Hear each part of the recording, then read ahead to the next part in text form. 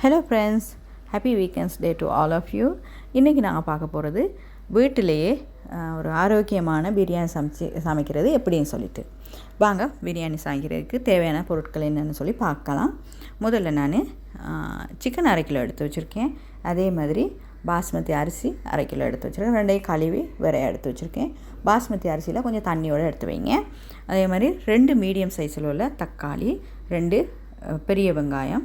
அது சின்ன வெங்காயத்தை நீங்கள் எடுத்து பண்ணாலும் பரவாயில்லை, பிரச்சனை இல்லை. எக்ஸ்ட்ரா இல்லாட்டி போட்டாலும் பரவாயில்லை. அதே மாதிரி பச்சை மிளகாய் 3 எடுத்து வச்சுருக்கேன். நீங்கள் 2, 3, 4 போடுங்க, எக்ஸ்ட்ரா போட போகாதீங்க.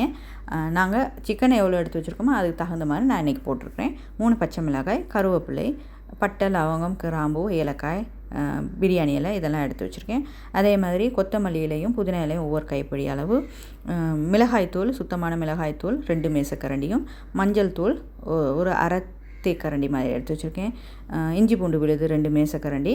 அதே மாதிரி இது என்ன தயிர் 50 ml எடுத்து வச்சுருக்கேன். நீங்கள் சமைக்கிறதுக்கு எந்த எண்ணெயை பாய்ப்பீங்களோ அது 50 ml எடுத்து வச்சுக்கொள்ளுங்க. முதல்ல பாத்திரத்தை நல்லா சூடாக்கிட்டு வெங்காயத்தை எண்ணெயை போட்டு கொஞ்சம் கணக்கான பதத்துக்கு சூடான பிறகு வெங்காயத்தை ஆட் பண்ணுங்கள்.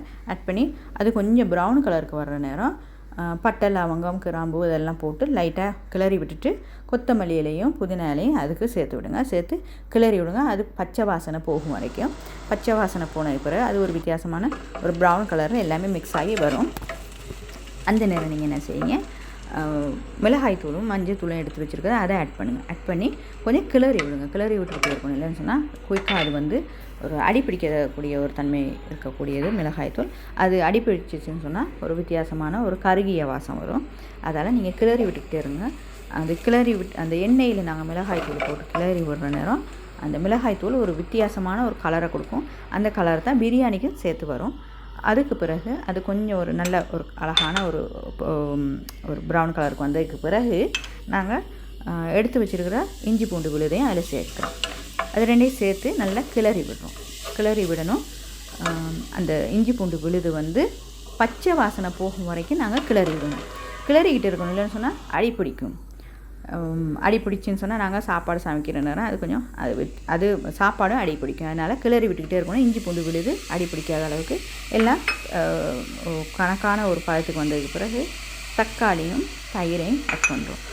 அநேகமாக நீங்கள் தக்காளியை முன்கூட்டியே ஆட் பண்ணி கொஞ்சம் வதங்கினதுக்கு பிறகு நீங்கள் தயிர் ஆட் பண்ணால் பிரச்சனை இல்லை. ஆனால் 2ஐயும் ஒன்றா ஆட் பண்ணாலும் அதுவும் பிரச்சனை இல்லை. 2ஐயும் ஒன்றா ஆட் பண்ணி மிக்ஸ் பண்ணியிருக்கேன்.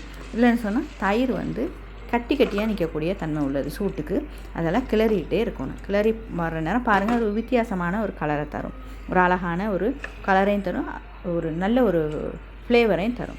அதை கொஞ்சம் நல்ல அழகாக கிண்டி எடுத்த பிறகு அதில் நாங்கள் சிக்கன் ஆட் பண்ணுவோம்.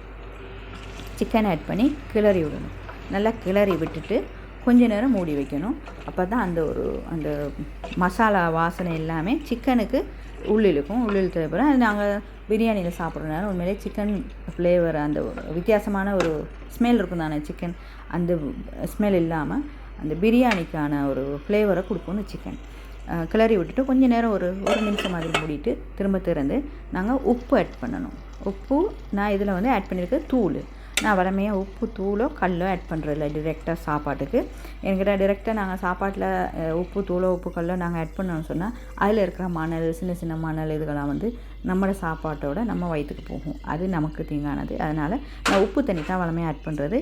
இந்த இடத்துல வந்து உப்பு தூள் ஆட் பண்ணியிருக்கிறது காரணம் அநேகமாக இதெல்லாம் அந்த மசாலா இதெல்லாம் வந்து மெல்ட் ஆகி சிக்கனோடு சேர்ந்து மிக்ஸ் ஆகுன்றதுக்காக வேண்டி அதை உப்பு ஆட் பண்ணிவிட்டு நாங்கள் கொஞ்சம் கிளறி விட்டுட்டு ஒரு நிமிஷம் மாதிரி மூடி வச்சுட்டு ஒரு 2 நிமிஷம் நீங்கள் வேக விடுங்க. கொஞ்சம் ஹை ஹீட்டில் வேக விடுங்க. வெந்ததுக்கு பிறகு அது எல்லாம் ஜூஸி ஆகி வர்ற நேரம் நாங்கள் 2 கப்பு அரிசிக்கு 1.5 கப்பு தண்ணி எடுத்து வச்சுருக்கேன். என்ன கேட்டால் அந்த சிக்கனில் மெல்ட் ஆகி அந்த ஜூஸி மாதிரி வர்றதெல்லாம் கொஞ்சம் தண்ணி எக்ஸ்ட்ரா இருக்கும். அதனால் வேண்டி நான் 1.5 கப் தண்ணியை ஆட் பண்ணியிருக்கேன். ஆட் பண்ணிவிட்டு அதை கொஞ்சம் கொதிக்க விடணும். கிட்டத்தட்ட ஒரு 8 நிமிஷம் மாதிரி கொதிக்க விடணும். கொதிக்க விட்டதுக்கப்புறம் அந்த சிக்கனும் கணக்கான பதத்தில் வெந்து இதெல்லாம் கணக்கான ஒரு கறி பதத்துக்கு வந்ததுக்கப்புறம் நாங்கள் எடுத்து உப்பு பார்க்கணும்னு கேட்டால் அந்த உப்பு போதுமா, அந்த உப்பு கொஞ்சம் நாக்கில் படுற மாதிரி சுருன்னு படுற மாதிரி இருக்கணும். அப்போ தான் அந்த பிரியாணிக்கு ஒரு உப்பு கணக்கான பதத்துக்கு வரும். அது கரெக்டாக இருக்கதான் பார்த்துட்டு நாங்கள் அரிசி ஆட் பண்ணணும். அரிசி ஆட் பண்ணிவிட்டு நாங்கள் வேகமாக கிளறக்கூடாது, பொறுமையாக அமைதியாக 4 பக்கமும் கிளறி விட்டுட்டு மூடி வைக்கணும். ஒரு கிட்டத்தட்ட ஒரு 4 நிமிஷம் மாதிரி கிளறி விடணும். 3 நிமிஷத்துலேயே நீங்கள் பார்க்கலாம் 4 பக்கமும் அது கொதித்து அந்த ஆவி பறக்கும். அப்போ நீங்கள் திறந்து விட்டுட்டு லைட்டாக கிளறி விட்டுட்டு மூடி கிட்டத்தட்ட அந்த தண்ணி கணக்காக ஒரு பதத்தில் வற்றி வர்ற நேரம் நாங்கள் கணக்காக அந்த லோ ஹீட்டை கொடுத்து மூடி கிட்டத்தட்ட ஒரு 7-8 நிமிஷம் மாதிரி லோ ஹீட்லேயே மூடி வச்சிடணும். மூடி வச்சுட்டு நீங்கள் பார்த்தீங்கன்னு சொன்னால் திறந்து கொஞ்சம் லைட்டாக இடைக்கிட திறந்து பாருங்கள். பார்த்துட்டு கணக்காக மூடி வச்சிங்கன்னு சொன்னால் கணக்காக ஒரு 7-8 நிமிஷம் வர நேரம் பிரியாணி கம்ப்ளீட்டாக ரெடியாக இருக்கும். ரெடி ஆனதுக்கு பிறகு நீங்கள் என்ன செய்கிறீங்க, ஒரு மேசக்கரண்டி மாதிரி இதில் நான் நெய் ஆட் பண்ணலை, நான் இது வந்து உங்களுக்கு எக்ஸ்ட்ரா சொல்கிறது. நெய் ஒரு மேசக்கரண்டி மாதிரி ஆட் பண்ணி வாழையில் இருந்துச்சு சொன்னால் ஒரு சின்ன ஒரு வாழையில துண்டு எடுத்து நீங்கள் வெட்டி இந்த சாப்பாட்டில் அந்த சோத்துக்கு மேலே போட்டு மூடி வச்சிட்டிங்கன்னு சொன்னால் ஒரு 2 நிமிஷம் மூடி வச்சுருந்தீங்கன்னு சொன்னால் நான் ஒரு வித்தியாசமான ஃப்ளேவரை கொடுக்கும். பிரியாணி இப்போ ரெடி ஆகிடுச்சு. அதுக்கப்புறம் நான் என்ன செஞ்சுருக்கேன், தயிரும் வெங்காயமும் 2 ரெடியாக்கி அதை வச்சுக்கிட்டு சாப்பாடை போட்டு உண்மையிலே நாங்கள் இதை வீக்கெண்ட்ஸ் டேயில் வந்து இதை நாங்கள் இப்படி ஷேர் பண்ணிக்கிறோம். உண்மையிலே ஒரு மகிழ்ச்சிகரமான ஒரு இதாக இருக்கும்.